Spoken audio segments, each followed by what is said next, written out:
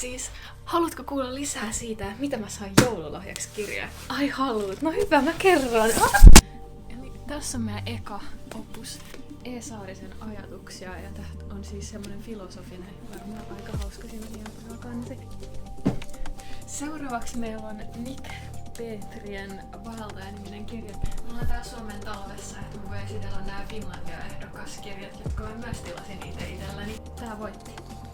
Tässä on Teo Laurensen tämmönen fantasiasarja. Mä en oo koskaan kuullutkaan tästä sarjasta enkä myöskään tästä kirjailijasta.